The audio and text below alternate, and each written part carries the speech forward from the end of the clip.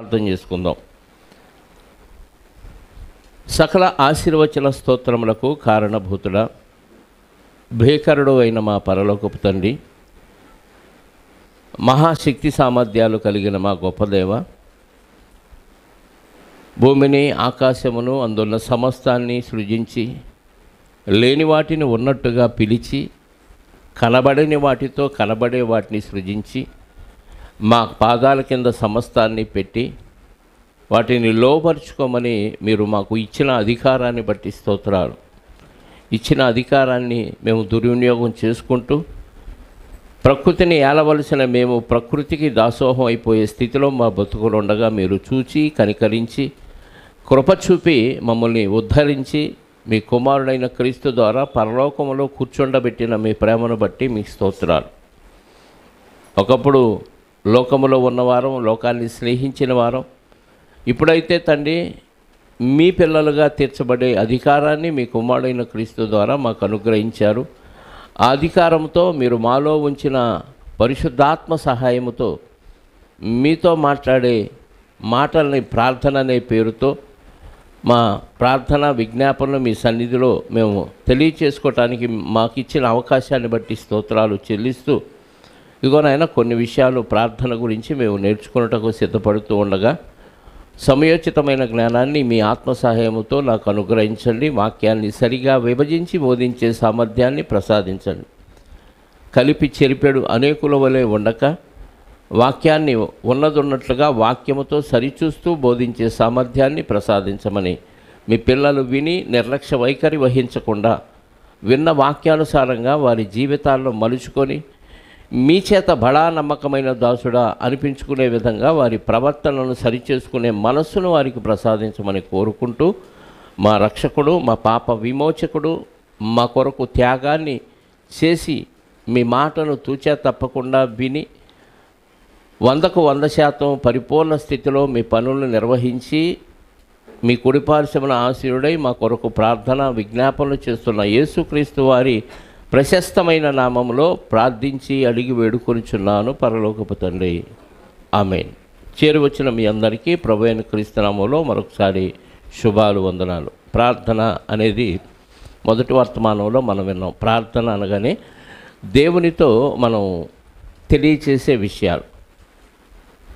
Collector దగ్గరికి ఏదన్నా application పెట్టాలంటే, మంత్రి గారికి ఏదన్నా అప్లికేషన్ పెట్టాలంటే మన అవసరాలు ఏంటో ఒక పేపర్ మీద రాసి ఇది నా ప్రార్థన, ఇది నా విజ్ఞాపనని మనం మంత్రికి కానీ కలెక్టర్ గారికి కానీ అప్లికేషన్ పెట్టుకుంటాం. అలాగే మన సమస్యలు లేదా సంఘ పరిస్థితులు ఇవన్నీ దేవుని చెంత, దేవుని సన్నిధికి మనం తెలియచేసే ఒక ఆయుధమే ప్రార్థన. అంటే మనం దేవునితో మాట్లాడేది. దేవుడు మనతో మాట్లాడటం అంటే వాక్యం ద్వారా మాట్లాడతాడు. దేవుడు వాక్యముతో మాట్లాడాడు, ఆ వాక్యం మనతో మాట్లాడుతుంది. మనం ఎలా ఉన్నాం, ఎలా ఉండకూడదు, ఎలా ఉండాలి అనే విషయాలన్నీ వాక్యముతో దేవుడు మనతో మాట్లాడతాడు. కానీ మనం దేవునితో మాట్లాడాలంటే దేవుడు మనకిచ్చిన ఆయుధం ప్రార్థన. ఈ ప్రార్థన అనేది చాలామందిలో ఉండదు. యేసుక్రీస్తుని అంగీకరించి బాప్టిజం పొందిన వ్యక్తులు, ఈరోజు 2 వ్యక్తులు బాప్టిజం పొందారు. వారు ఈ మాటలు కూడా శ్రద్ధగా వినాలి. అలానే మిగతా వారికి అవసరం లేదని కాదు, వారు కూడా వినాలి. ఖచ్చితంగా 4 విషయాలు వారు పాటించాలి. మనం అపోస్తల కార్యాలు 2వ అధ్యాయంలో చదువుకుంటాం. ఒకసారి ఆ మాటలు చూసి ముందుకు వెళదాం. అపోస్తల కార్యాల గ్రంథం 2వ అధ్యాయము 41వ వచనం చూడండి. కాబట్టి అతని వాక్యమును అంగీకరించిన వారు బాప్తిస్మం పొందిరి. ఆ దినమందు ఇంచుమించు 3,000 మంది చేర్చబడిరి. వీరు ఆ చేర్చబడిన వీరు వాక్యం విని యేసుక్రీస్తు రక్తములో కడగబడి బాప్తిసం పొందిన వీరు అపోస్తల బోధ యందును సహవాసమందును రొట్టె విరుచుట యందును ప్రార్థన చేయుట యందును ఎడతెగక అంటే నాన్ స్టాప్, తెగేది లేదు. బంధువులు చచ్చిపోయినా ప్రార్థన తర్వాతే అక్కడికి వెళ్ళాలి. సొంతవారు ఏమైపోయినా దేవునితో సంబంధాన్ని కొనసాగిస్తూ అక్కడికి వెళ్ళాలి. నువ్వు ఎక్కడికి వెళ్ళినా ఈ సంబంధం తెగకూడదు. ఇది వినటానికి కొంచెం ఇబ్బందిగా అనిపించవచ్చు. మాకంటే బంధువుల కంటే భర్త కంటే భార్య కంటే దేవుడు ఎక్కువ అంటే నీకు పరలోకం ఇచ్చేది భర్త భార్య కాదుగా, ఎవరిస్తారు? మన బంధువుల కోసం, రక్త సంబంధుల కోసం దేవుడినే విడిచిపెట్టి, దేవుని సన్నిధిని వదిలిపెట్టి ఈరోజు కాకపోతే రేపు వెళ్దాం దేవుని సన్నిధి, కానీ నిర్లక్ష్య వైఖరి వహించి వెళ్ళిపోయే వాళ్ళు భక్తులు కాదు. ఈ నాలుగిట్లో ఎలా ఉండమన్నాడు? ఎడతెగక ఉండమన్నాడు. అలా ఉన్నవాళ్లే భక్తులు. నాలుగిట్లో ఒకటి ఎక్కువయ్యి ఒకటి తక్కువైనా అది కరెక్ట్గా ఉండదు, నీ భక్తి సరిగ్గా లేదనేది. నాలుగు సమానంగా ఉండాలి. అపోస్తుల బోధ అంటే మనం వాక్యానుసారమైన బోధ వినే విషయంలో కంటిన్యూగా ఉండాలి. అందరూ కూడుకునే విషయంలో ఒక వారం వచ్చి ఒక వారం ఎగ్గొట్టి ఇలా ఉంటే అది సహవాసం అవ్వదు. సహవాసంలో ఎడతెక్క ఉండాలి. తర్వాత రొట్టె విరిచుటలో ఎడతెక్కకుండా. రొట్టె ఎందుకు విరవాలి, విరిచిన తర్వాత ఏం చేయాలనేది అది ఒక పాఠం. చాలామంది మరి ఇది విని ఉండరు, ఎందుకంటే కొంతమంది కొత్త వాళ్ళు వచ్చారు కాబట్టి. గతంలో చాలాసార్లు దాని గురించి మాట్లాడుకున్నాం. రొట్టె విరిచుటలో కూడా ఎడతెక్కకుండా ఉండాలి. తర్వాత ప్రార్థన చేయటంలో అంటే దేవుడితో నీకున్న సంబంధాన్ని కొనసాగించుకోవటానికి, నీ ప్రతి విషయం దేవునికి తెలియచేయటానికి ఉపయోగపడే సాధనం ప్రార్థన. ఈ 4 విషయాల్లో ఎడతెక్కకుండా ఉండాలి. ఇందులో మనం 4వ విషయం ప్రార్థన చేయటం గురించి మనం ఆలోచిద్దాం. చాలామందికి ప్రార్థన గురించి చాలా అవగాహన లేదు. ఈరోజు చాలామంది రెవరెండ్లుగా చెప్పుకుంటున్నవారు, మహాజ్ఞానాన్ని బోధించేవాళ్ళు, దేశ విదేశాల్లో వాడబడుతున్న దైవజనులని చెప్పుకుంటున్న వారికి కూడా ప్రార్థన ఎలా చేయాలో తెలియకపోవటం విచారకరం.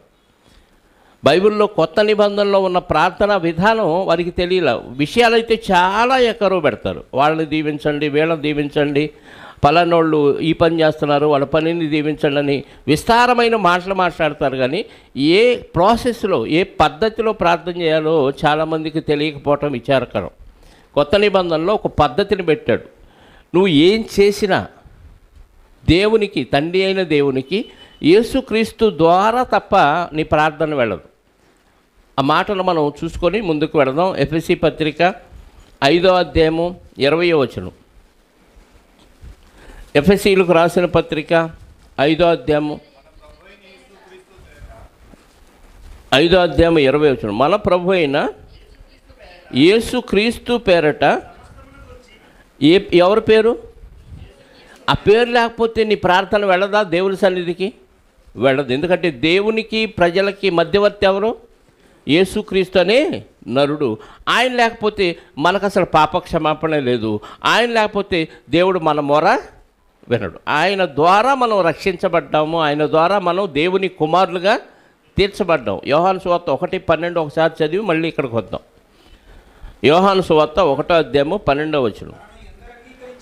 తనను అంటే యేసుక్రీస్తు వారిని ఎందరు అంగీకరించిరో వారికి అందరికీ, అంగీకరించిన వారందరికీ, అనగా తన నామమందు విశ్వాసముంచిన వారికి అందరికీ దేవుని పిల్లలగుటకు దేవుడు అధికారాన్ని ఇచ్చాడు. ఆ అధికారంతో ఇప్పుడు మనం ఎవరు? దేవుని పిల్లలు.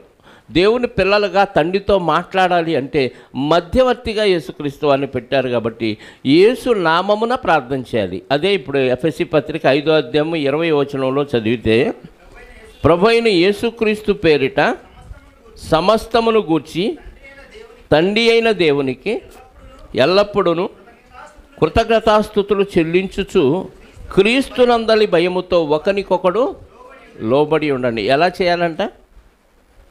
ఏం చేయమంటున్నాడు? సమస్తమును గూర్చి మన ప్రభు అయిన యేసుక్రీస్తు పేరు మీద తండ్రి అయిన దేవునికి సమస్తాన్ని గూర్చి ఎల్లప్పుడూ, అప్పుడప్పుడు కదా, ఎడతెగక ఎల్లప్పుడూ కృతజ్ఞతాస్తుతులు చెల్లిస్తూ క్రీస్తునందలి భయముతో ఒకరికొకరు లోబడి ఉండండి. అంటే యేసు నామమున తప్ప మీ ప్రార్థన దేవుని సన్నిధికి చేరదు. కొంతమంది పెద్ద పెద్దోళ్ళు ఎక్కడెక్కడ తిరుగుతుంటే పరిశుద్ధాత్మ తండ్రి అంటున్నాడు. ఈ పదం అసలు బైబిల్లో ఎక్కడన్నా ఉందా? చెప్పండి, ఉందా? మీకు ఎక్కడన్నా కనపడిందా? లేదు. యేసుక్రీస్తు తండ్రి యేసయ్య అంటున్నాడు. ఇది బైబిల్లో లేదు. అంటే లేని ప్రార్థన వీళ్ళు ఎందుకు చేస్తున్నారంటే వీళ్ళ సొంత ఆలోచన కలిపి చెరుపుతున్నారు వాక్యాన్ని. ఈ ప్రార్థన వెళ్ళదు, దేవుని సన్నిధికి వెళ్ళదు.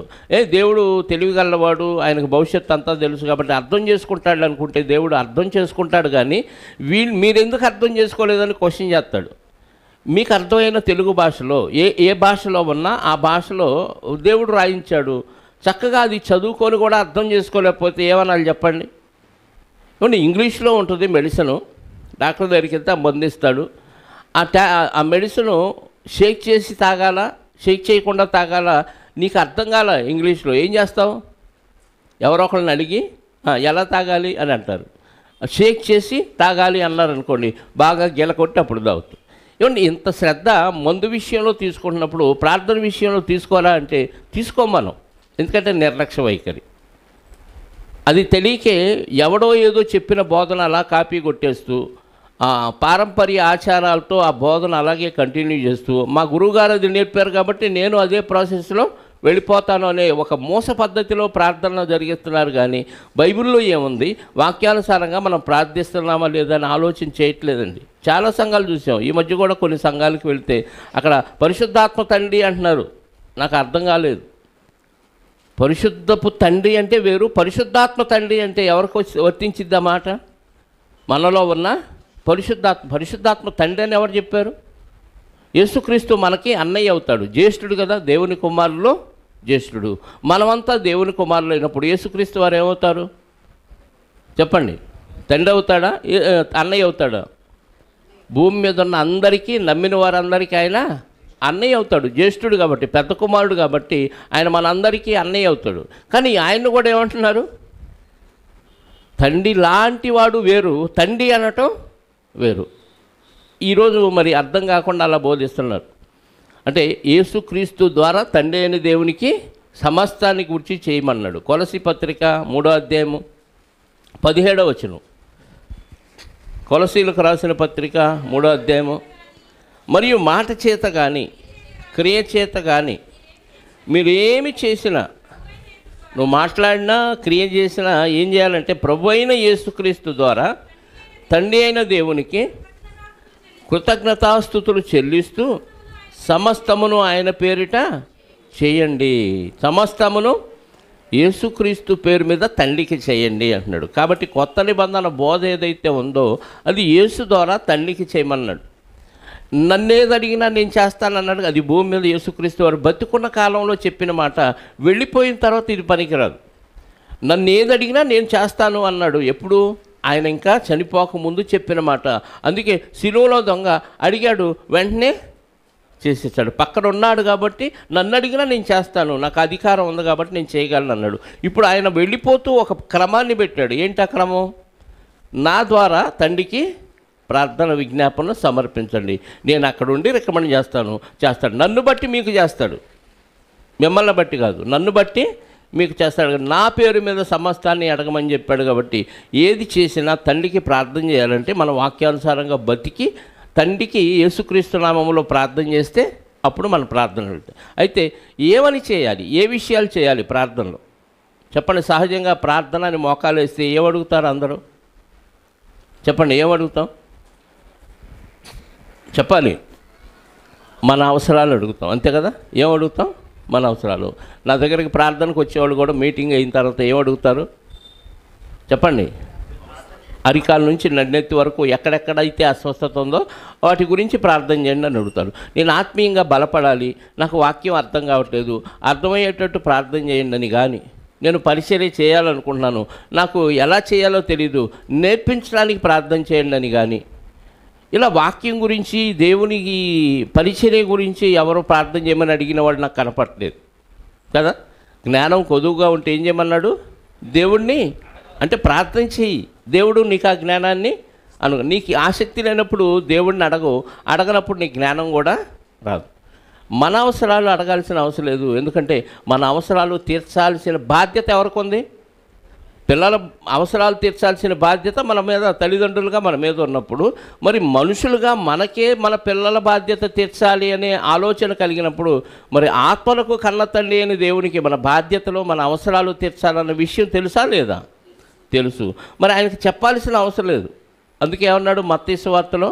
మొదట నా రాజ్యమును, ఒకసారి చూడండి 6వ అధ్యాయము, మత్తయి సువార్త 6వ అధ్యాయము.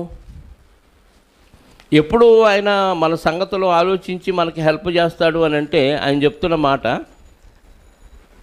మత్తయి సువార్త 6వ అధ్యాయము 32 నుంచి చూద్దాం, 31 నుంచి. కాబట్టి ఏమి తిందుమా, ఏమి త్రాగుదమా, ఏమి ధరించుకుందుమా అని చింతపడొద్దు, అన్ని జనులు అంటే దేవుణ్ణి ఎరగని వారు వీటన్నిటి గురించి చింతబడి చింతిస్తూ తలకాయ పోటు పెట్టుకొని ఆ శాస్త్రి భావములు జెండు భావములు రాసుకొని బాధపడతారు. దేవుని పిల్లలుగా మీరైతే చింతపడాల్సిన అవసరం లేదు. ఇవన్నీ మీకు కావాలని మీ పరలోకపు తండ్రికి తెలియను. కాబట్టి మీరు ఆయన రాజ్యము గురించి నీతిని గురించి వెతికి మొదట వెతకండి. తర్వాత అవన్నీ నీకేం కావాలో అవన్నీ దేవుడు నీకు అనుగ్రహించబడును. నేను ఎప్పుడైనా దేవుని పరిచర్య కొరకు అడుగుతాను. ఏదైనా దేవుని సన్నిధిలో నా దగ్గర రూపాయి ఉండదు. ఈ పరిచర్యకి ఇది వాహనం కావాలి, ఈ పరిచర్యకి ఈ ఇన్స్ట్రుమెంట్ కావాలి, ఈ లైట్లు కావాలి, ఈ మైక్ సిస్టమ్ కావాలి. ఆలోచన చేస్తాను, ప్రార్థన చేస్తాను, అడుగేస్తాను అంతే. ఎలా అవుతుందో తెలియదు. ఈ బండి కొనడానికి వెళ్ళినప్పుడు కూడా ఎక్కడ అద్దంకి వెళ్ళాం. జేబులో ఒక 60,000 70,000 పెట్టుకొని వెళ్ళాం అంతే. అక్కడికి వెళ్ళిన తర్వాత బండి చూసాము, నచ్చింది. వెంటనే కొంతమంది సహోదరులకు ఫోన్లు చేసాం, వెంటనే కొట్టేశారు. తేజ లోన్ తీసుకొని 2 లక్షలు కొట్టాడు. 3 లక్షలు అక్కడ ఇచ్చేసాము. మిగతా కార్యక్రమాలు చేసుకుంటూ బండి వేసుకొని వచ్చేసాం. ఇంక మిగతా డబ్బులు వెంటనే మరి పోగవుతున్నాయి. పాత బండి అమ్మేయటం, 70,000 అది 65,000 ఇది రావటం, ఇలా మొత్తానికి బండి సెట్ అయిపోయింది. దేవుని పని కోసం అడిగాం కాబట్టి సమకూడి జరిగినాయి. ఏ పని ఇదొక్కటే కాదండి. నేను దేవునిలోకి ఎంటర్ అయిన దగ్గర నుంచి ఏ విషయమైనా నా అవసరాలు నేను అడగను దేవుణ్ణి. ఎందుకంటే నా అవసరాలు దేవుడే తీరుస్తాడు. నేను నమ్మకం ముందు నుంచి దేవుడు మరి ఎందుకో తెలియదు కానీ నన్ను అలా నడిపిస్తూనే ఉన్నాడు. నాకు అసాధ్యమైన విషయాలు కూడా నా చేత సాధ్యం చేయించాడు. నా సాక్ష్యం అది. నాకు తెలియదు నేను కుటుంబాన్ని ఎలా పోషించానో. ఒక్కడి సంపాదనతో ఒక భార్య, 3 పిల్లల్ని పోషిస్తూ, మంచి కాన్వెంట్ చదువులు చదివిస్తూ, వాహనాలు కొంటూ, చక్కగా వాహనం మీద తిరుగుతూ, ఇలా దేవుడు ఎలా పోషించాడు, ఎలా సాధ్యమైంది నాకు అనేది నాకే అర్థం కాదు. మరి ఆ ప్రాంతంలో, నేనున్న ప్రాంతంలో రాతి గోడలతో ఉన్న ఇల్లు ఆ పేట మొత్తంలో లేని పరిస్థితిలో నేను కట్టాను. ఒక కూలి చేసుకునేవాడు ఎంప్లాయీస్ ఉన్న ప్రాంతంలో ఎంప్లాయీస్ కట్టలేని ఒక ఇంటిని ఎలా కట్టాను అంటే నాకు తెలియదు. అంటే దేవుని ప్రణాళిక అలా ఉంటుంది ఆయన భక్తుల పట్ల అనేది నాకు తర్వాత అర్థమైంది. వాక్యంలో లోతుల్లోకి వెళ్ళే కొద్దీ ఇలా సమకూడి జరుగుతాయన్న విషయం నాకు అర్థమైంది.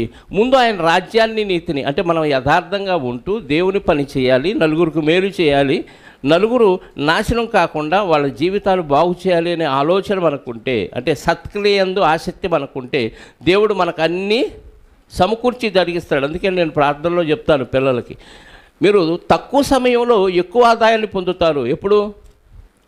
దేవుని పనిలో మీరున్నప్పుడు. మీరు దేవుణ్ణి విడిచిపెట్టి దేవుని పనిని పక్కన పెట్టి దేయం బగళ్ళు ఒళ్ళు గొల్ల చేసుకొని సంపాదన కోసం ప్రయాసపడిన నీకు ఏది మిగలదు. ఒకవేళ సంపాదించిన చిల్లు సంచిలో వేసిన సొమ్ములాగా అలా ఖర్చు అయిపోతూనే ఉంటుంది. డాక్టర్లకు వెళ్ళిపోవటమో, దోచుకోవటమో, ఎవడొకడు వడ్డీల రూపంలో కట్టడం, ఇలా వృధా అయిపోతూ ఉంటుంది. సంపాదన అయితే ఉంటుంది, వేస్ట్ మాత్రం ఎక్కువైపోతుంది. అదే దేవునిలో ఉండి నువ్వు దేవుని చిత్తాన్ని నెరవేరుస్తూ ప్రయాసపడితే నీ ఒక్క రూపాయి కూడా వేస్ట్ కాదు. నేను అనుభవించి చెప్తున్నాను ఇవన్నీ. నాకు వడ్డీలు కట్టాల్సిన అవసరం లేకుండా పోయింది. ఒకప్పుడు కట్టాను, తర్వాత దేవునిలో ఎదిగే కొద్దీ, దేవుని పరిచర్య చేసే కొద్దీ ఆటోమేటిక్గా నేను వడ్డీలు కట్టకుండానే నాకు అన్నీ సమకూడి జరుగుతూ ఉన్నాయి. ఎలా అని అంటే దాన్ని అసలు వర్ణించడానికి కూడా నాకు వీలవుతుంది. ఎందుకంటే నేను అనుభవించి అనుభవ జ్ఞానంతో నేర్చుకొని చెప్తున్న మాటలు ఇవి. కాబట్టి దేవుని పనిలో మీరుంటే మీ గురించి మీరు అడగాల్సిన అవసరం లేదు. దేవుడే తన బాధ్యతను ఎరిగి మనకు అన్నీ సమకూర్చి జరిగిస్తాడు. అది ఏ విషయమైనా కానీ, వస్త్రాల విషయం కానీ, తిండి విషయం కానీ, నివాస విషయం కానీ, వివాహ విషయం కానీ, సంతాన విషయం కానీ, ఏ సమస్య లేకుండా సమస్తం జరిగిస్తాడు. అది దేవుడి మీద మనకున్న విశ్వాసం, మనం దేవుడు పని చేస్తున్న పరిమాణాన్ని బట్టి మనకు అన్నీ సమకూర్చి జరిగిస్తాడు. అయితే మనం అడగాల్సిన విషయాలు కొన్ని ఉన్నాయి, అవి వదిలేసాం. మనం అడగాల్సినవి పక్కన పెట్టినా అది దోషమే, అడగకూడని అడిగినా అది దోషమే. ఏమేమి అడగాలో కొన్ని విషయాలు మనం బైబిల్లో నుంచి చూద్దాం. తిమోతి గారికి రాసిన మొదటి పత్రిక 2వ అధ్యాయం. ఇది ప్రతి ఒక్కరూ అడగవలసిన ప్రార్థన. దీన్ని కూడా చాలామంది అపార్థం చేసుకున్నారు. అది ఎలా అపార్థం చేసుకున్నారో మనం ఆలోచిద్దాం. 2వ అధ్యాయము 1వ వచనం, 2వ వచనం, 3వ వచనం. మనము సంపూర్ణ భక్తియు. మనం అంటే ఎవరు? యేసుక్రీస్తుని అంగీకరించి బాప్తీసం పొందిన వారే మనమని కలుపుకున్నాడు పౌలు గారు.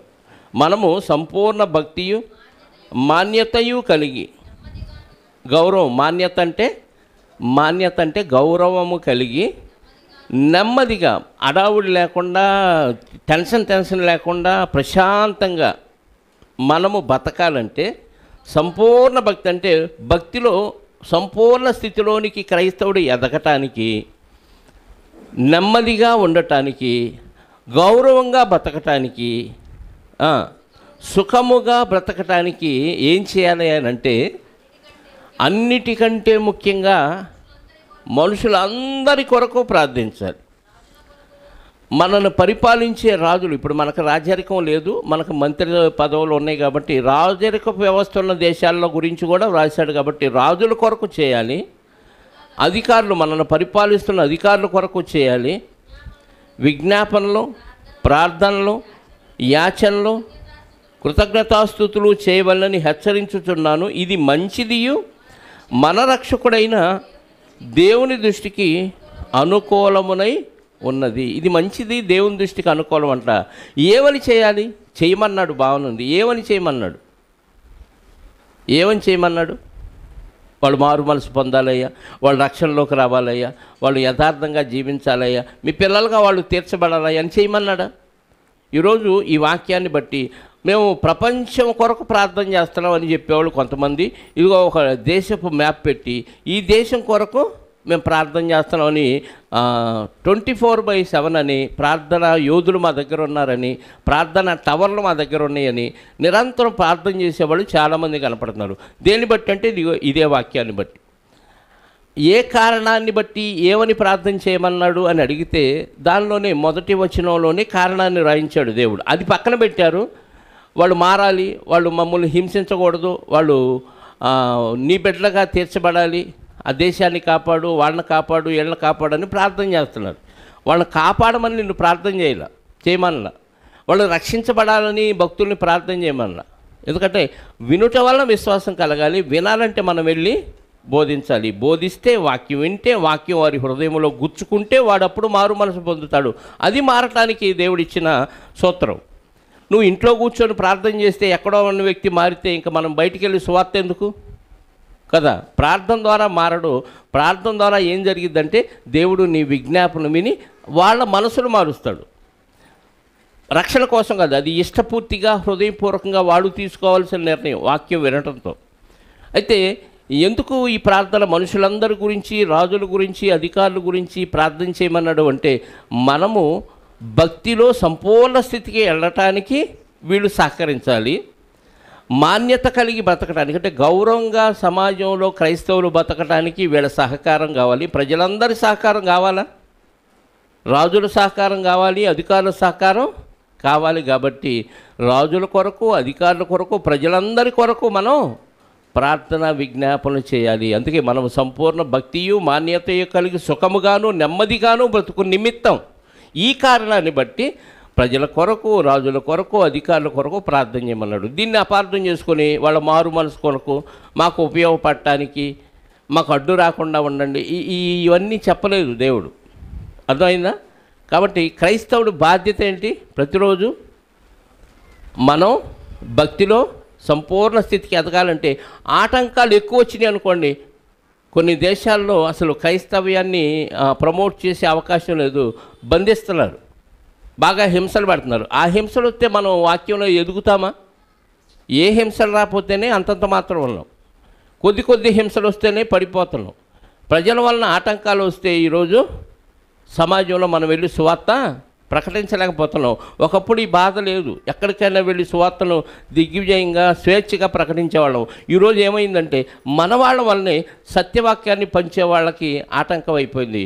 కారణం, వీళ్ళు చెప్పాల్సిన పద్ధతిలో వెళ్ళి వాక్యం చెప్పకుండా విమర్శలతో చెప్తున్నారు కాబట్టి ఆ అవకాశం లేకుండా పోయింది సువార్త ప్రకటించడానికి. వాళ్ళ సహకారం మనకు కావాలి అని అంటే ముందుగా ప్రార్థన చేసి వాళ్ళ దగ్గరికి మనం వెళ్ళాలి. ఇలాంటి విషయాల్లో ప్రార్థన చేయాలి తప్ప, మనం ఎదగటానికి ప్రార్థన, మనం గౌరవంగా బతకటానికి ప్రార్థన చేయాలి తప్ప, అనవసరంగా వాళ్ళు మారాలి అనే విషయాలు దేవుడు ప్రార్థన ద్వారా జరిగిద్దని చెప్పలేదు. కాబట్టి ప్రతి క్రైస్తవుడు ఏం చేయాలి? రోజు రాజుల కొరకు, అధికారుల కొరకు, ప్రజలందరి కొరకు ఏం చేయమన్నాడు? ప్రార్థన చేయాలి. ఇది మొదటి విషయం. రెండోది, కొరింథీయులకు రాసిన 2వ పత్రిక 1వ అధ్యాయము 8వ వచనం నుండి 11 వరకు చదువుదాం. కొరింథీయులకు రాసిన 2వ పత్రిక 1వ అధ్యాయము 8వ వచనం నుండి, సహోదరులారా, ఆసియాలో మాకు తటస్థించిన శ్రమలను గూర్చి కొరింథీ సంఘానికి తెలియజేస్తున్నాడు. ఆసియా వెళ్ళినప్పుడు అక్కడ ఏమొచ్చినాయి అంటే వీళ్ళకి శ్రమలు వచ్చినాయి. ఆ శ్రమల గురించి మీకు తెలియాలి. ఎందుకు? అదేదనగా మేము బ్రతుకుదామని నమ్మకము లేకయుండునట్లు మా శక్తికి మించిన అత్యధిక భారము వలన కుంగిపోయాం. మరియు మృతులను లేపు దేవుని యందే కానీ మా యందే మేము నమ్మిక ఉంచక ఉండునట్లు మరణమగుదమను నిశ్చయము మా మట్టుకు మాకు కలిగి ఉండను. అక్కడికి మాకు బాగా హింసలు వచ్చినాయి. ఇంకా చచ్చిపోతాం, బతికితే దేవుడు బతికిస్తాడు, లేకపోతే ఇక్కడే చచ్చిపోతామని నమ్మకం వచ్చేసింది మాకు. ఎందుకంటే అంత భయంకరమైన సిచ్యువేషన్లో ఇరుక్కుపోయారు పరిచర్యకి వెళ్ళి పౌలు గారు ఆయనతో ఉన్నవారు. అప్పుడు ఏం జరిగిందంట? 10వ వచనం, ఆయన అట్టి గొప్ప మరణము నుండి మమ్మును చచ్చిపోతాం అనుకున్న వాళ్ళని దేవుడు తప్పించి బతికించాడు. ఎందుకు అని అంటే, ఇక ముందుకు కూడా తప్పిస్తాడని,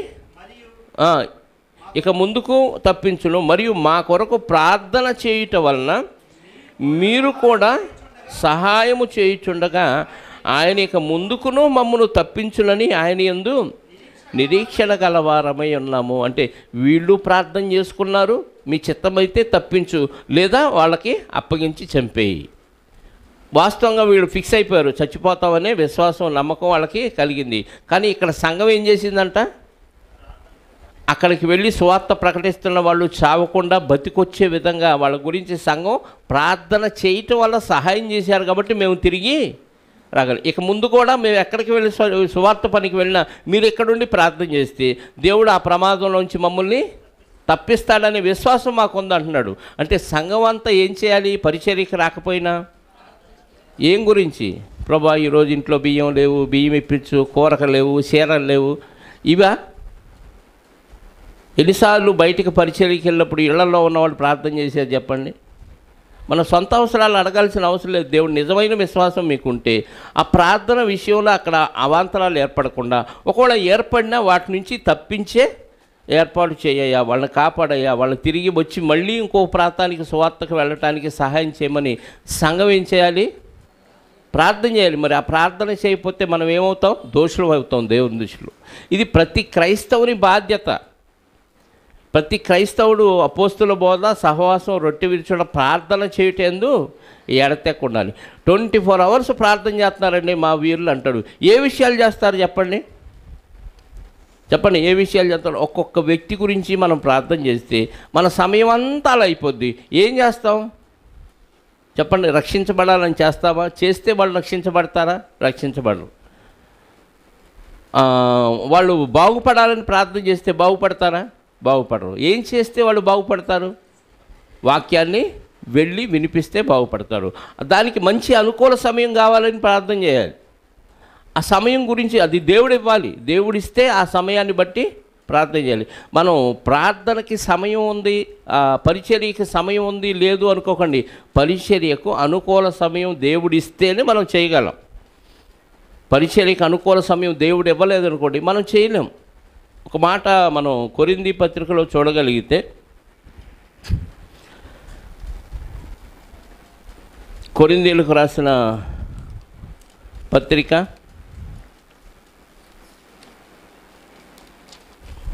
2వ అధ్యాయం అనుకుంటా చూడండి. కొరింథీయులకు రాసిన పత్రిక మంచి సమయం నాకు లభించిన నేను 2వ అధ్యాయం 12వ వచనం.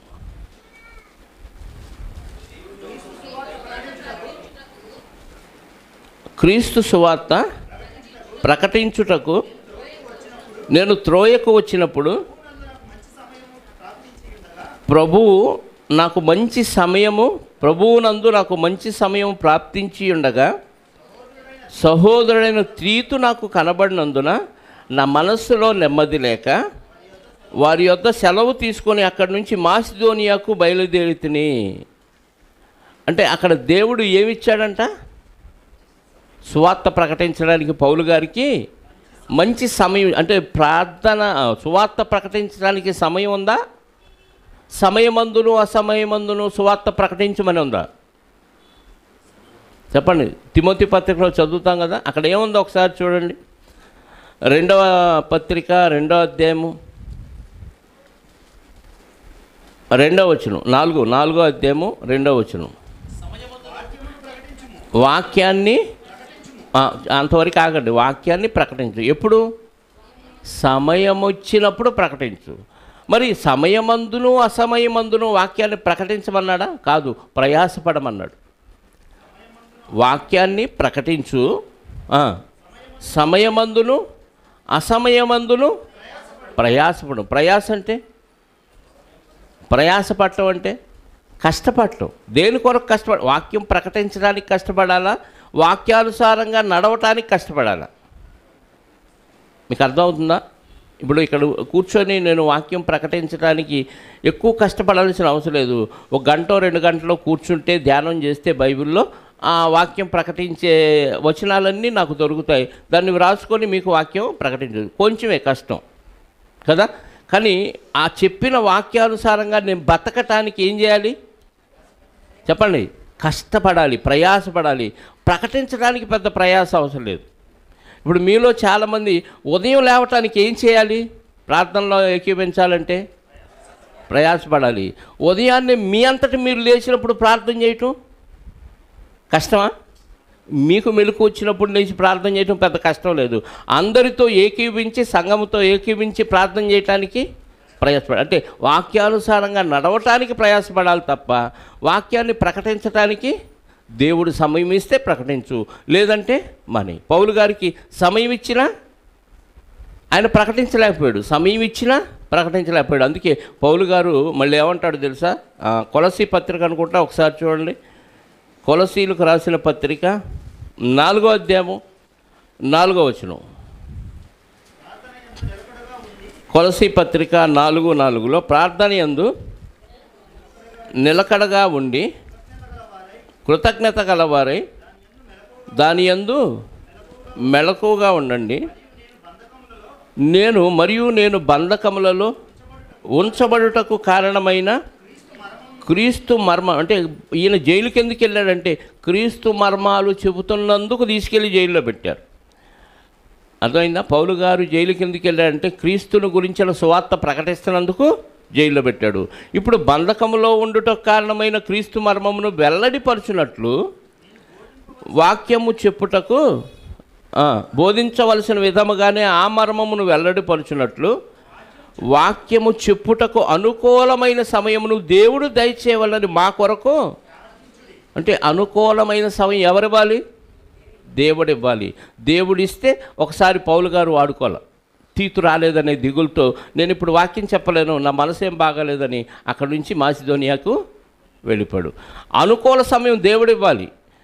దేవుడిచ్చేది ఏంది? సమయమందును అసమయమందును వాక్యం ప్రకటించు అన్నాడా? వాక్యం ప్రకటించు. ఎప్పుడు? సమయం ఇచ్చినప్పుడు ప్రకటించు. సమయం ఇవ్వనప్పుడు? ఇప్పుడు సమయం దేవుడు అనుకూల సమయం ఇచ్చాడా ఇవ్వలేదనేది మనకెలా తెలిసిద్ది? ఇంటికాడ ఉండి నువ్వు ఆదిత్య నువ్వు వెళ్ళి వాక్యం చెప్పంటే దేవుడు నాకు అనుకూల సమయం ఇవ్వలేదన్నా అన్నాడు అనుకో, చెల్లిద్దా? మరి ఎలా తెలిసిద్ది? అక్కడికి వెళితే ఎంత ప్రయత్నించినా అక్కడ పరిస్థితులు అనుకూలించకపోతే అప్పుడు దేవుడు అనుకూల సమయం ఇవ్వలేదు. అంటే ఎందుకు ఇవ్వలేదు అంటే దేవుడి చిత్తం అది. అక్కడ ఆ రోజు వద్దు అని దేవుడు ఆపాడు కాబట్టి మనం ఆగిపోవాలి. మొన్న శనివారం ఏం జరిగింది? రాజావాళ్ళ ఇంటి దగ్గర వాక్యం ప్రకటిస్తుంటే ఏం జరిగింది? సమస్య వచ్చింది అక్కడ. అంటే దేవుడు అక్కడ అనుకూల సమయం ఇవ్వలేదు, సాతానుగాడు గలిబిలి పెట్టాడో మనకైతే తెలియదు. కానీ అలాంటి సమయంలో మనం నోరు మూసుకోండి అరవద్దు అని గదివేమనుకోండి, ఏమైంది? అసలుకే ముసలం వచ్చే ప్రమాదం ఉంది. దేవుడు ఇవ్వలేదు సమయం. ఎందుకంటే దేవుడు అరికడితే ఎవడైనా నోరు మూసుకోవాల్సింది. దేవుడు అనుకూలపరిచే ఎన్నో సమస్యలు అలా త్రుటిలో తొలగిపోయి మాకు మార్గం సరళమై వాక్యం ప్రకటించి వచ్చిన సందర్భాలు ఎన్నో ఉన్నాయి. అక్కడికి వెళ్తే ప్రమాదం అని, అక్కడికి వెళ్తే కుదరదని ఎన్నో అనుకున్నాం. కానీ అక్కడికి వెళ్ళినాక దేవుడు అనుకూల సమయం ఇస్తే చక్కగా వాక్యాన్ని ప్రకటించి వచ్చిన సందర్భాలు చాలా ఉన్నాయి. అంటే వాక్యం ప్రకటించడానికి ఏం కావాలి? సమయము అసమయము వాక్యం ప్రకటించడానికి ఉంది. కానీ ప్రయాసపడటానికి చెప్పండి, సమయం లేదు, అసమయం. నీవు వాక్యానుసారంగా బతకడానికి అసమయం ఏముంది? నువ్వు ఎప్పుడైనా వాక్యానుసారంగా బతకవచ్చు. ఇప్పుడు ఎవరు లేరు, నువ్వు అక్కడే ఉన్నావు. ఎలా బతుకుతావు వాక్యానుసారంగా? చెప్పండి, వాక్యానుసారంగా ఎలా బతకాలి? ఒక్కడవే ఉన్నారు, ఎవ్వరు లేరు. ఇప్పుడు వాక్యానుసారంగా నువ్వు బతకాలంటే ఏం చేయాలి? చెప్పండి. దేవునితో ప్రార్థన చేస్తే అది వాక్యానుసారం కాదా? ఒక్కరమే ఉన్నావు, ఏమి చేయలేదు అనుకున్నావు, ప్రార్థన కూడా చేయట్లేదు, బైబిలు చదవట్లేదు, ఒక్కరమే ఉన్నావు, ఏమైపోతావు? ఒంటరిగా ఉంటే తొంటరైపోతావు. చెడు ఆలోచనలు వస్తాయి. సాతానుగాడు ఏదో ఒక వర్క్షాప్లో నీ చేత వర్క్ చేయిస్తాడు, చెడిపోతాం. అందుకే ఒంటరిగా ఉన్న మనం దేవుని వాక్యము కొరకు ప్రయాసపడవచ్చు, దేవుని పని చేయటానికి ప్రయాసపడవచ్చు, దేవుని వాక్యాన్ని ధ్యానం చేయటానికి ప్రయాసపడవచ్చు. దేవుని గురించి మనం మన లోకంలో ఉన్న పరిస్థితులను బట్టి, సంఘం ఉన్న పరిస్థితులను బట్టి దేవునికి ప్రార్థన చేయటానికి ప్రయాసపడవచ్చు. కాబట్టి ప్రకటించటానికి సమయం ఉంది, అసమయం ఉంది. కానీ దేవుని సన్నిధిలో మనం వాక్యానుసారంగా నడవటానికి మాత్రం సమయం లేదు, అసమయం లేదు. కాబట్టి ప్రతి ఒక్కరూ దేని కొరకు ప్రయాసపడాలి? వాక్యానుసారంగా నడవటానికి ప్రయాసపడాలి. దేవుడు అనుకూల సమయం ఇస్తే చక్కగా వాక్యాన్ని బోధించాలి. అనుకూల సమయం ఇవ్వకపోతే ఆ రోజు అక్కడ సైలెంట్గా ఉండాలి. కానీ పౌలు గారు ఒక సందర్భంలో ఏం చేశాడు? దిగులుతో తీతేమయ్యాడు అనే ఒక దిగులుతో, నా మనసు బాగలేదు, ఇప్పుడు నేను వాక్యాన్ని నాకు కూడా అలాంటి పరిస్థితులు తటస్థించినాయి. అక్కడికి వెళ్ళేలేకే సిచ్యువేషన్ అంతా మారిపోద్ది. ఈరోజు అసలు ఇక్కడ వాక్యం నాకు చెప్పబుద్ధి కావట్లేదని మానేసి వేరే వాళ్ళకి ఇచ్చిన సందర్భాలు ఉన్నాయి. లేదు 10 నిమిషాల్లో ముగించిన సందర్భాలు ఉన్నాయి. ఎందుకంటే అక్కడ వాతావరణం అనుకూలంగా అనిపించదు, స్వీకరించే మనసు ఎవరికి లేదు. ఎవరి గోల్లో వాళ్ళు ఉన్నప్పుడు నాకు వాక్యం ప్రకటించాలని అనిపించదు. ప్రశాంతంగా ఉండి 100 మందిలో 10 మంది చక్కగా వింటున్నా వాళ్ళకి చెప్పాలనిపించింది. గందరగోళం జరుగుతుంటే అక్కడ వాక్యం ప్రకటించాలని అనిపించదు. ఎందుకంటే పందుల ముందు ముత్యాలు చల్లొద్దన్నాడు కాబట్టి ఆ పందుల్లాగా వాళ్ళు తగాదలు అనుకుంటే మనం వాక్యం వినండి అని చెవిలో ఇల్లు కట్టుకొని చెప్పాల్సిన అవసరం లేదు. అర్థమైందా? కానీ ప్రయాసపడటానికి మాత్రం సమయం లేదు, అసమయం లేదు. వాక్యాన్ని ప్రకటించడానికి మాత్రం సమయం అసమయం ఉంది. మరొక వచనం చూద్దాం. ఎఫెసీయులకు రాసిన పత్రిక 1వ అధ్యాయము 17వ వచనం నుండి. ఎఫెసీ పత్రిక 1వ అధ్యాయం 17వ వచనం నుండి. మరియు మీ మనోనేత్రాలు వెలిగించబడినందున ఆయన మిమ్మను పిలిచిన పిలుపు వలనైన నిరీక్షణ ఎట్టిదో, పరిశుద్ధుల్లో ఆయన స్వాస్థ్యం యొక్క మహిమైశ్వర్యం ఎట్టిదో, ఆయన క్రీస్తునందు వినియోగపరచిన బలాతిశయమును బట్టి విశ్వసించు మనయందు ఆయన చూపుచున్న తన శక్తి యొక్క అపరిమితమైన మహత్యం ఎట్టిదో మీరు తెలుసుకోవాలని మన ప్రభు అయిన యేసుక్రీస్తు యొక్క దేవుడైన మహిమా స్వరూపియకు తండ్రి తనను తెలుసుకొనుటయందు మీకు జ్ఞానమును ప్రత్యక్షత గల మనసును అనుగ్రహించున్నట్లు నేను నా ప్రార్థన యందు మిమ్మును గూర్చి విజ్ఞాపన చేయుచున్నాను అన్నాడు. పౌలు గారు ఏ విషయంలో విజ్ఞాపన ప్రార్థన దేవునికి చేస్తున్నాడంట? నీ గురించిన అద్భుతమైన విషయాలు, నీ మహదైశ్వర్యం ఎలాంటిదో, క్రీస్తులో మాకు మీరు అగుపరిచిన మీ బలాతిశయం ఎట్టిదో, ఇవన్నీ వాళ్ళు తెలుసుకునేటట్టు వాళ్ళకి ఆ గ్రహింపునివ్వమని పౌలు గారు విజ్ఞాపన చేస్తున్నాడు. అంటే ఒక వ్యక్తి గ్రహించాలి అన్న మనం ప్రార్థన ద్వారా ఆ వ్యక్తి గ్రహించటానికి మనం చెప్పాలి. చెప్పిని వాళ్ళు గ్రహించాలంటే మనం ఏం చేయాలి? ముందు ప్రార్థన చేయాలి. అర్థమైందా? మళ్ళీ చదవండి ఆ మాట. ఇప్పుడు పౌలు గారు ఏ విషయం ప్రార్థన చేశాడు? మరియు అంటే వాళ్ళు మనోనేత్రాలు వెలిగించాడు దేవుడే. వెలిగించబడినందున అసలు ఆ పిలుపు వాక్యము ద్వారా మిమ్మల్ని ఎలా పిలిచాడో, ఆ పిలుపు ఎలాంటిదో మీరు తెలుసుకోవాలంటే పరిశుద్ధుల్లో ఆయన స్వాస్థ్యం, ఆయన ఆస్తి ఎలాంటిదో, ఆయన క్రీస్తునందు వినియోగపరిచిన బలాతిశయమును బట్టి విశ్వసించు మన యందు ఆయన చూపుచున్న తన శక్తి యొక్క అపరిమితమైన మహత్యమెట్టిదో మీరు తెలుసుకోనవలనని మన ప్రభు అయిన యేసుక్రీస్తు యొక్క దేవుడైన మహిమాస్వరూపియకు తండ్రి తనను దేవుణ్ణి మనం తెలుసుకోవటానికి మీకు జ్ఞానమును ప్రత్యక్షత గల మనసును అనుగ్రహించినట్లు నేను నా ప్రార్థన యందు మిమ్మును గూర్చి విజ్ఞాపన. అంటే ఒక వ్యక్తికి దేవుడు అర్థం కావాలంటే ముందుగా దైవజనులు వాక్యాన్ని ప్రకటించే వాళ్ళు ఏం చేయాలి? లేదు ఎవరో వెళ్ళి ప్రకటిస్తున్నా అందరూ ఏం చేయాలి?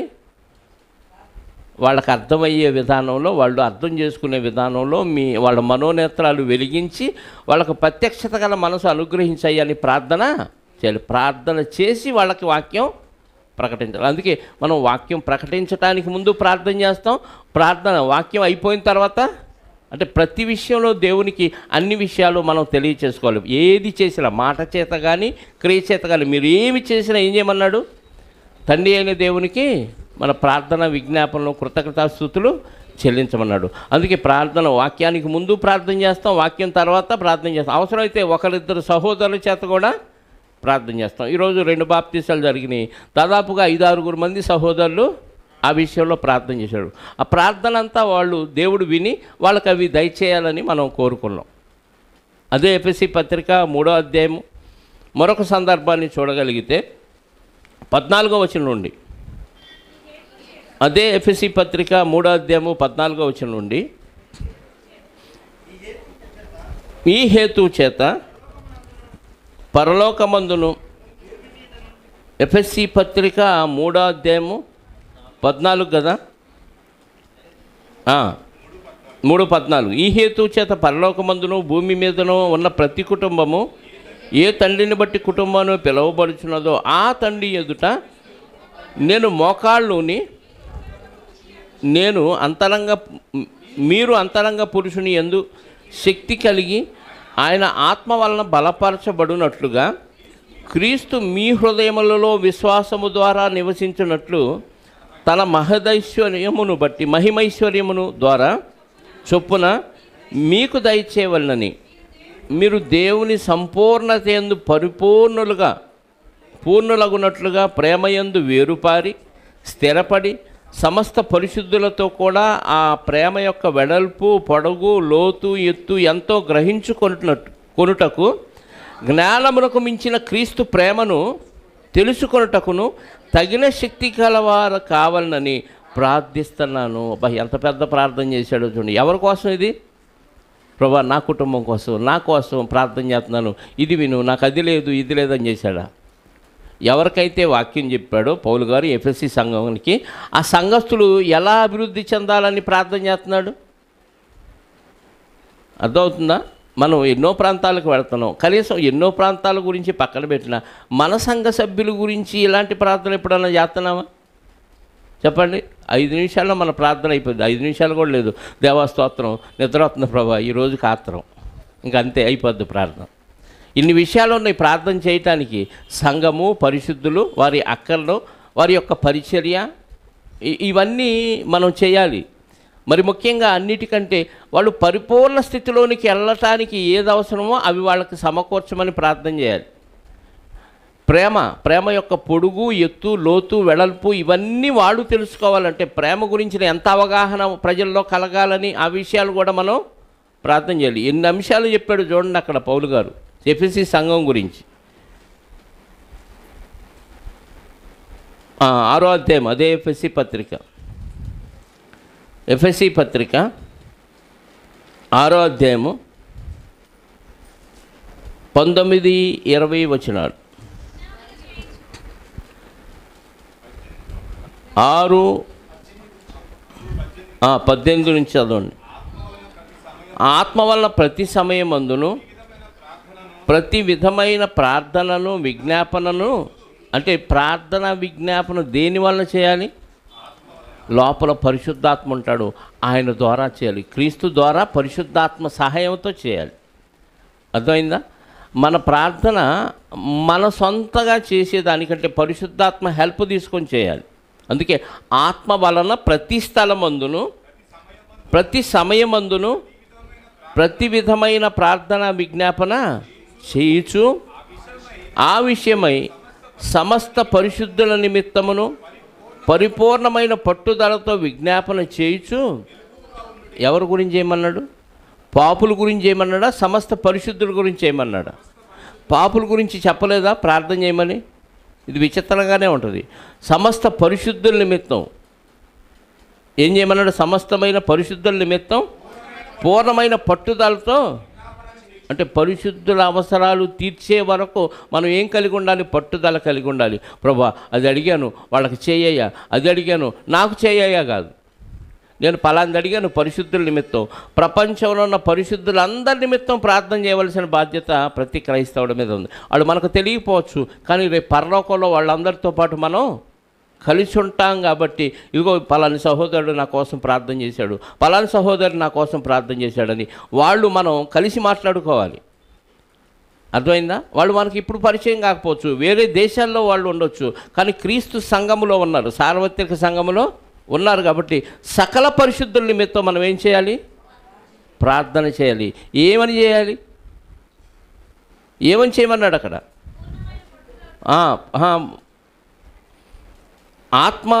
ఆత్మ వలన ప్రతి సమయమందును ప్రతి విధమైన ప్రార్థన విజ్ఞాపన చేస్తూ ఆ విషయమైన సమస్త పరిశుద్ధుల నిమిత్తం పూర్ణమైన పట్టుదలతో విజ్ఞాపన చేస్తూ మెలకువగా ఉండండి. మరియు నేను దేని నిమిత్తము రాయబారిన సంఖ్యలలో ఉన్నానో ఆ సువార్త మర్మము ధైర్యముగా తెలియచేయుటకు నేను మాటలాడ నోరు తెరిచినప్పుడు దానిని గూర్చి నేను మాట్లాడవలసినట్టుగా ధైర్యముతో మాట్లాడుటకై వాక్శక్తి నాకు అనుగ్రహింపబడినట్టు నా నిమిత్తమును పూర్ణమైన పట్టుదలతో విజ్ఞాపన చేస్తూ మెలకువగా ఉండండి. అంటే పౌలు గారు ఎక్కడికి వెళ్ళినా ఎలా వాక్యం చెప్పాలో ఆ విషయాలు దేవుడు పౌలు గారి నోట్లో ఉండి వాక్శక్తి ఇచ్చి వాక్యాన్ని మాట్లాడే విధంగా సంఘం ఏం చేయాలి? మెలకువగా ఉండి ప్రార్థన చేయాలి. మనం గుర్రు పెట్టి నిద్రపోతాం బరిగి తిని కదా. ఆ టీవీ ముందు చూస్తాం, లేకపోతే సెల్ ఫోన్ వేసుకొని కళ్ళు పీకేదాకా సెల్ ఫోన్ చూసి గుర్రుపెట్టి నిద్రపోతాం. అందుకే ఉదయాన్నే లేవలేకపోవటానికి కారణాల్లో మొదటి కారణం ఏంటో తెలుసా? మీ క్లోజ్ ఫ్రెండ్ సెల్ ఫోన్ని విడిచిపెట్టలేకపోవటం. మెదడులో ఒక రసాయనం ఉత్పత్తి అయింది, మెలటోనిసా. ఆ రసాయనం ఉత్పత్తి అవుతుందంటే నువ్వు నిద్రపో అని అర్థం. చీకటిగా ఉండాలి రూము, ఎలాంటి వెలుగు కళ్ళల్లో పడకుండా ఉంటే చక్కగా నిద్ర వచ్చేసింది. మనం సెల్ ఫోన్ వేసుకొని ఆ కళ్ళల్లో వెలుగు వేసుకుంటే ఆ రసాయనం ఉత్పత్తి అయ్యి కూడా ఏమైపోద్ది? నిర్వీర్యం అయిపోద్ది. దానివల్ల నిద్ర రాదు. అది పక్కన పెట్టినా మనకి చాలాసేపు నిద్ర పట్టకుండా కొట్టుకులాడేవాళ్ళు చాలామంది ఉన్నారు. దాంతో లేట్ అవుద్ది, ఉదయాన్నే లేవటం కష్టమైంది. ప్రయాసపడాలి. ఉదయం లేవటానికంటే రాత్రి నుంచే ప్రయాసపడాలి. తొందరగా పడుకోండి, తొందరగా లేవండి. వెనకటి రోజుల్లో 6 లోపు నిద్రపోయేవాళ్ళు 4 లేచి తన కార్యక్రమాలు చేసుకునేవాళ్ళు. భక్తులైతే ఖచ్చితంగా వేకువజామున లేచి ప్రార్థన విజ్ఞాపన చేస్తూనే ఉండేవాళ్ళు. బైబిల్లో చాలామంది భక్తులు వేకువన లేచి ప్రార్థన చేసిన సందర్భాలు చాలా ఉన్నాయి.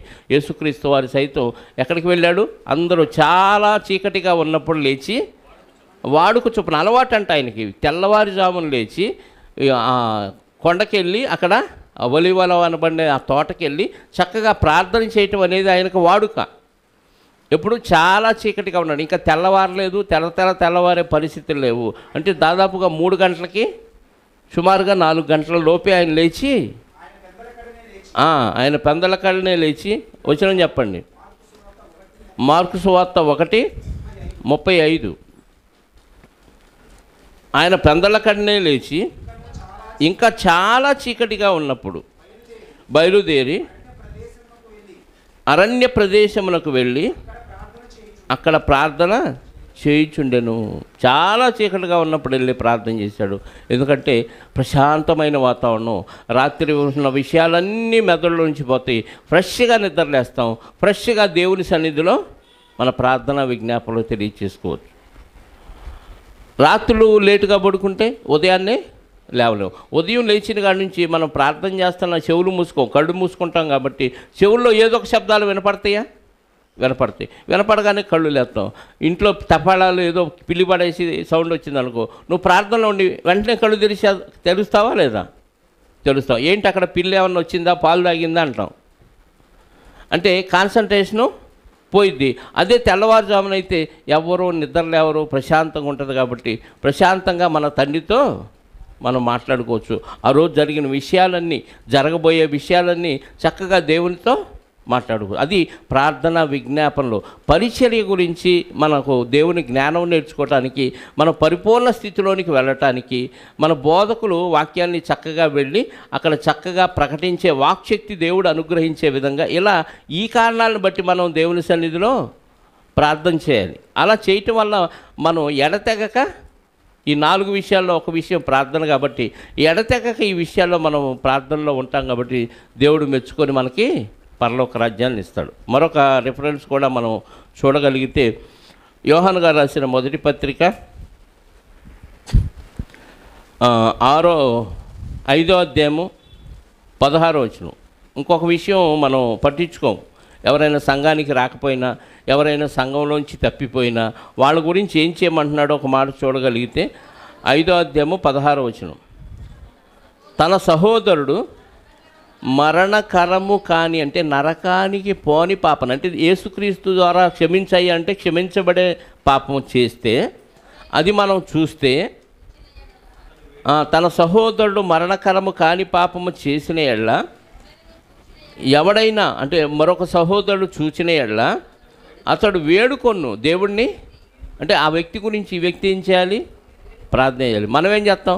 ఆడు పలానా చోట పలానా తప్పు చేస్తున్నాడు టామ్ చేసేస్తాం. దేవుడి కంటే ముందు ఎవరికి చెబుతాం? మన వాళ్ళందరికీ చెప్పి వాడి మీద అందరికీ విరక్తి వచ్చేటట్టు, వాడి మీద అసహ్యం వేసేటట్టు, వాడు బాగుపడ్డు, వాడు భ్రష్టుడు అయిపోయాడు, వాడు నరకానికి పోతాడని అనిపించేటట్టుగా చెబుతాం. కానీ ఎవరికి చెప్పమంటున్నాడు? ముందు వాడు తప్పు చేస్తున్నాడు, వాడు క్షమించబడే పాపమే చేస్తున్నాడు. అలాంటి వ్యక్తిని గురించి మనం చూసినప్పుడు ఏం చేయమన్నాడు చెప్పండి? వేడుకోవాలి. ఎవరిని? దేవుడిని వేడుకోవాలి, ఆ వ్యక్తిని కూడా వేడుకోవాలి. నాయన తప్పురా, ఇది ఇలా చేస్తే నువ్వు నరకానికి పోతావురా, తప్పించుకోరా. అసలే క్రీస్తు రక్తంలో కడగబడి పరిశుద్ధతను తీసుకున్నవాడివి, ఆ పరిశుద్ధతను పోగొట్టుకోవద్దురా. వెంటనే దేవుడి దగ్గర క్షమాపణ అడుగు. క్షమించబడే పాపం ఇంకా చేయొద్దని వాడిని వేడుకోవాలి. దేవుడిని వేడుకోవాలి, తప్పు చేసిన సహోదరుని వేడుకొని అతన్ని బట్టి దేవుడు మరణకరము కాని పాపము చేసిన వానికి, ఇప్పుడు మనం దేవుడి సన్నిధిలో వేడుకున్నాం, అతని దగ్గర కూడా వేడుకున్నాం కాబట్టి దేవుడు వాడికి మళ్ళీ నిత్య జీవాన్ని ఇవ్వటానికి ద్వారాలు తెరుస్తాడు. వెంటనే చచ్చిపోడు, వెంటనే నిత్య జీవానికి వెళ్ళడు. ఎప్పుడైతే తప్పు చేసామో మనం నరకానికి కనెక్ట్ అయిపోయాం ఆ క్షణంలో. మళ్ళీ ఎప్పుడైతే దేవుడి దగ్గర యేసుక్రీస్తు ద్వారా క్షమాపణ అడిగామో నరక ద్వారాలు మూసుకుపోయి జీవపు ద్వారాలు ఓపెన్ అవుతాయి. అంటే మన దైనందిన జీవితంలో ప్రతిరోజు తప్పు చేసినప్పుడల్లా ఈ ద్వారాలు మూసుకుపోయి నరక ద్వారాలు తెరుచుకుంటానే ఉంటాయి. మళ్ళీ ఎప్పుడైతే యేసుక్రీస్తు రక్తంలో మనం కడగబడ్డామన్న విషయం ఎరిగి దేవుడి దగ్గర క్షమాపణ అడుగుతామో క్రీస్తుని బట్టి మనల్ని క్షమిస్తాడు, నరక ద్వారాలు మూసేస్తాడు, పరలోకపు ద్వారాలు తెరుస్తాడు. అది జీవము దయచేయడం అంటే జీవపు ద్వారాలు, పరలోక ద్వారాలు తెరిచాడు ఆ వ్యక్తికి. మరణకరమైన పాపము కలదు, అట్టి దాన్ని గురించి వేడుకొనవలని నేను చెప్పట్లేదు. సకల దుర్నీతి పాపం. అంటే ఒక సహోదరుడు మరణకరము కాని పాపం చేస్తే చూసిన మనం ఏం చేయాలి? అతని గురించి వేడుకోవాలి, దేవుడి దగ్గర వేడుకోవాలి, అతన్ని కూడా మనం వేడుకోవాలి. అప్పుడు అతన్ని దేవుడు ఏం చేస్తాడంట? క్షమిస్తాడంట, జీవాన్ని దయచేస్తాడంటే క్షమించి అతనికి నిత్య జీవాన్ని ఇస్తాడు. కాబట్టి ప్రతి ఒక్కరూ మన బాధ్యత అది. క్రైస్తవులుగా మన బాధ్యత ఏంటి?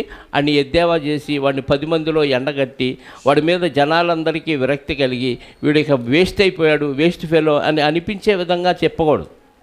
సీక్రెట్గా వాడికి నచ్చజెప్పి ఈ విషయం దేవుడికి చెప్పి వాడు మారేటట్టు ప్రార్థన చేసి వాడిని దారిలోకి తీసుకురావాల్సిన బాధ్యత మనందరి మీద ఉంది. ఇలాంటి విషయాల గురించి మనం దేవుని సన్నిధిలో ప్రార్థన చేయాలి. మరొక సందర్భాన్ని మనం చూడగలిగితే ఫిలిప్పీ పత్రిక 4వ అధ్యాయం. ఫిలిప్పీ పత్రిక 4వ అధ్యాయము 6-7 వచనాలు. ఫిలిప్పీలకు రాసిన పత్రిక 4వ అధ్యాయము 6-7 వచనాలు. దేని గూర్చియు చింతపడకుడి గాని ప్రతి విషయములోను ప్రార్థన విజ్ఞాపనల చేత కృతజ్ఞతాపూర్వకముగా మీ విన్నపములు దేవునికి తెలియచేయండి. అప్పుడు సమస్త జ్ఞానమునకు మించిన దేవుని సమాధానము యేసుక్రీస్తు వలన మీ హృదయములకును మీ తలంపులకును కావలి ఉండును. ఏంటంట ప్రతి విషయంలో అసలు దేని గురించి క్రైస్తవుడు ఏంది, నాకు అది లేదు ఇది లేదు, వాళ్ళు రావట్లేదు వీళ్ళు రావట్లేదు, నన్ను ఎవరు పట్టించుకోవట్లేదు, నన్ను సరిగ్గా ఎవరు చూడట్లేదు, నన్ను ప్రేమించట్లేదు, ఈ పనికిమాలిన ఆలోచనలు అన్నీ పక్కన పెట్టి అసలు అన్ని జనులు అన్నిటి గురించి చింతిస్తారు. ఎంత చింతిస్తారంటే ఒకరోజు ఆదివారం మాంసం లేకపోయినా దిగులు పడి ఆ దిగులు జ్వరం తెచ్చుకునేంతగా చింతిస్తారు. క్రైస్తవుడు చెప్పండి, అసలు దేని గురించి చింతలు. నా గురించి నా తండ్రికి అన్నీ తెలుసు, ఆయన కావాలంటే ఇస్తాడు, వద్దనుకుంటే తీసేస్తాడు, అంతే. దేని గురించి మీరు చింతపడవద్దు కానీ ఏం చేయమన్నాడు? ప్రతి విషయములో ప్రార్థన విజ్ఞాపన చేత కృతజ్ఞతాపూర్వకంగా మీ విన్నపములు దేవునికి, అప్పుడు సమస్త జ్ఞానములకు మించిన దేవుని సమాధానం యేసుక్రీస్తు వలన మీ హృదయములకు మీ తలంపులకు కావాలి. మన తలంపులకు దేవుని కాపుదల ఉంటే మనకి ఇంకా చెడు ఆలోచనలు రావు, దేని గురించి చింత ఉండదు. అంటే ఏ విషయాల్లో ప్రార్థన చేయాలి? ఇప్పుడు లోక సంబంధమైన ఏ అవసరాల కోసం ఏ విషయాల కోసం మనం ప్రార్థన చేయాల్సిన అవసరం లేదు. ఎప్పుడు మనం దేవుని పనిలో ఉన్నప్పుడు ఇవి మనకు అప్లై అవుతాయి. దేవుని పనిలో లేకుండా నువ్వు వీటన్నిటి గురించి ప్రార్థన చేసిన ఉపయోగం లేదు. ఎందుకంటే నీ ప్రార్థన దేవుడు వినడు. ఎవరు ప్రార్థన వింటాడు? నీతిమంతుల ప్రార్థన వింటాడు. నీతిమంతులు అంటే ఎవరు? దేవుని వాక్యానుసారంగా బతుకుతున్న వాళ్ళే నీతిమంతులు. అబ్రహాము దేవుని నమ్మెను, ఆ నమ్మేం చేశాడు? క్రియ చేశాడు. క్రియ చేశాడు కాబట్టి అబ్రహాము గారిని దేవుడు నీతిమంతుడు అన్నాడు. క్రియ చేయకపోతే నువ్వు నమ్మేవనటానికి ఆధారం లేదు. చాలామంది ప్రేమించుకుంటారు, పెళ్లి చేసుకోమంటే చేసుకోడు. ఎందుకంటే వాడికి చేసుకోవాలని ఆలోచన లేదు, అవసరం తీర్చుకునే ఆలోచన ఉంది. అందుకే వాడు ఆ క్రియ చేయడు. అంటే వాడు దేన్ని ప్రేమించాడు? శరీరాన్ని ప్రేమించాడు. అలాగే మనం దేవుని యందు విశ్వాసం ఉంచామంటే మనం ఏం చేయాలి? క్రియ చేయాలి. క్రియ చేస్తే ఆటోమేటిక్గా దేవుడు నీ విజ్ఞాపనను వింటాడు, అప్పుడు దయచేస్తాడు. సమస్తము జ్ఞానమునకు మించిన దేవుని సమాధానం మనలో ఉంటే అసలు ఏ దిగులు ఏ చింత మనకు ఉండదండి. అది ఆరోగ్యం కావచ్చు, అనారోగ్యం కావచ్చు, ఆస్తులు కావచ్చు, ఐశ్వర్యాలు కావచ్చు, తిండి కావచ్చు, వస్త్రం కావచ్చు, ఏదైనా సరే అన్నిట్లో ప్రశాంతంగా ఉంటాం. దిగులు అనేది మన ఫేస్లోనే కనపడకుండా ఉంటుంది. కారణం ఏంటంటే దేవుని సమాధానం మనతో ఉంది కాబట్టి. అర్థమైందా? కాబట్టి దేటి గురించి మనం ప్రార్థన చేయాలంటే సంఘ విషయాలు, సంఘములో విశ్వాసులు జ్ఞానం నేర్చుకోవటానికి, విశ్వాసులు పరిపూర్ణ స్థితిలోనికి ఎదగటానికి, విశ్వాసులు సువార్త ప్రకటించడానికి వెళ్ళినప్పుడు, కాపరి సువార్త ప్రకటించడానికి వెళ్ళినప్పుడు, సహోదరులు సువార్త ప్రకటించడానికి వెళ్ళినప్పుడు అనుకూలమైన సమయం లభించాలి అని, అలాగే జ్ఞానం కొదువుగా ఉంటే జ్ఞానం మాకు దొరకాలి అని, మనోనేత్రాలు వెలిగించబడని వారికి మనోనేత్రాలు వెలిగించబడాలని, ఇలా దేవునికి సంబంధించిన విషయాలు మాత్రమే మనం ప్రార్థించాలి తప్ప మనం సొంత విషయాలు ప్రార్థించాల్సిన అవసరం లేదు. ప్రార్థించొద్దని అంటలేదు, అవసరం లేదు. ఎందుకు? నీ బాధ్యత, నీ అవసరాలు తీర్చవలసిన బాధ్యత ఎవరిది? దేవుడికి ఉంది కాబట్టి ఆయన చూసుకుంటాడు. ఆయన డిపార్ట్మెంట్లో మనం వేలు పెట్టాల్సిన అవసరం లేదు. ఎప్పుడు అడగాలి నువ్వు అంటే నువ్వు సరిగ్గా పని చేయనప్పుడు అడుగుతావు, అంతే కదా. నువ్వు దేవుని పని చేస్తున్నప్పుడు ఇస్తారా? గవర్నమెంట్ ఉద్యోగులకి గవర్నమెంట్ అన్ని సౌకర్యాలు ఇస్తుంది. మిలిటరీలో పనిచేసే వాళ్ళకి పన్ను లేకుండా వస్తువులు చక్కగా ఇస్తుంది. వాళ్ళు రిటైర్డ్ అయినా వాళ్ళకి పెన్షన్లు ఇస్తుంది. అంటే అది వాళ్ళ బాధ్యత. నా సంస్థలో వాళ్ళు జాబ్ చేశారు కాబట్టి వాళ్ళు వృద్ధాప్యంలో ఉన్న, ఉద్యోగం మానేసిన వాళ్ళని పోషించాల్సిన బాధ్యత నాకుందని ప్రభుత్వానికే అనిపించినప్పుడు మన ప్రభువు కనిపించదా? చెప్పండి. నువ్వు దేవుని పనిలో ఉంటే, ఒకవేళ దేవుని పని చేయలేని స్థితిలో అనారోగ్యంతో మంచాన పడినా దేవుడు నిన్ను పోషిస్తాడు. ఎందుకంటే నువ్వు ఆయన పరిచర్య చేసి అలిసిపోయి ఈరోజు చేయలేని స్థితిలో నువ్వు ఉన్నావు కాబట్టి నిన్ను ఆయన విడువడు, ఎడబాయడు. అంత గొప్ప తండ్రి మనకున్నప్పుడు మనం అనవసరమైన విషయాలు ప్రార్థన చేసి సమయాన్ని వృధా చేయకుండా దేవుడు చెప్పిన పద్ధతిలో మన ప్రార్థనా విజ్ఞాపనలు దేవునికి సమర్పించి దేవునికి విధేయులై ఉండాలని కోరుకుంటూ, ఖచ్చితంగా ప్రార్థనలో ఎడతెగక మనం ఉండాలి. కాబట్టి చెప్పిన పద్ధతుల ప్రకారంగా, చెప్పిన అంశాల ప్రకారంగా మనం ప్రార్థిస్తారని ఆశిస్తూ ఈ మాటలు ముగిస్తున్నాను. ప్రార్థన చేసుకొని సెలవు తీసుకుందాం.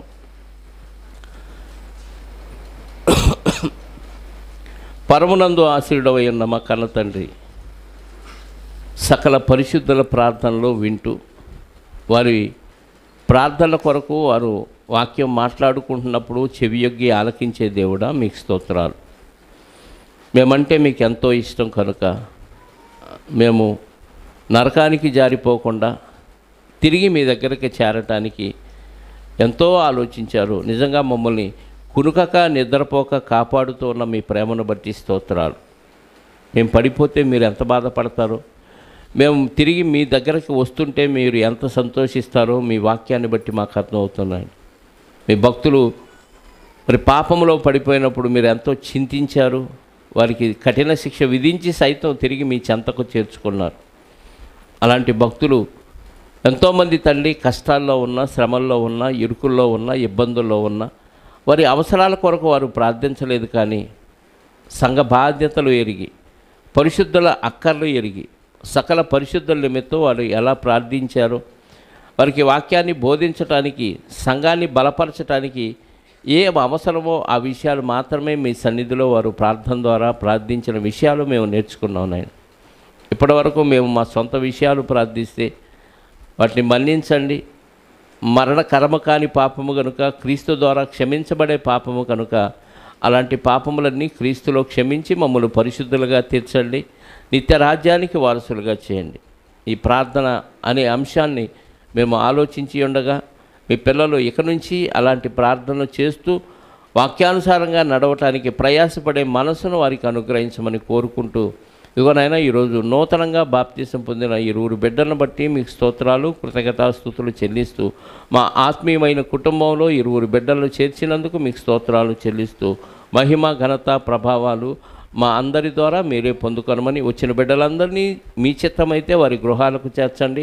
మీ కుమారుని రాకడ ఆలస్యమైతే మేమంతా మరలా కలుసుకోవటానికి మీ కృపాక్షేమాలు మాకు దయచేయమని కోరుకుంటూ, మీ చిత్తమైతే వచ్చిన బిడ్డలకు ఎవరెవరికి ఎలాంటి అవసరాలు ఉన్నాయో అది ఆత్మ సంబంధమైనవి, దేహ సంబంధమైనవి సరే, మీ చిత్తమైతే వాటిని నెరవేర్చమని, వాటిని తీర్చమని కోరుకుంటూ, మా రక్షకుడు, మా పాప విమోచకుడు, మా కోసం సమస్తాన్ని త్యాగం చేసిన త్యాగశీలి అయిన యేసుక్రీస్తు వారి పరిశుద్ధ నామములో ప్రార్థించి అడిగి వేడుకొనుచున్నాను పరలోకపు తండ్రి, ఆమేన్. మనందరి కన్న తండ్రి అయిన దేవుని ప్రేమ, ఆయన ప్రియ కుమారుడైన యేసుక్రీస్తు వారి కృప, మనందరి ఆదరణకర్త అయిన పరిశుద్ధాత్ముని అన్యోన్య సహవాసము ఇప్పుడు ఎల్లప్పుడూ ప్రభు వచ్చు వరకు సదాకాలము మనతో తోడై ఉండి నడిపించునుగాక. ఆమేన్. అందరికీ వందనాలు.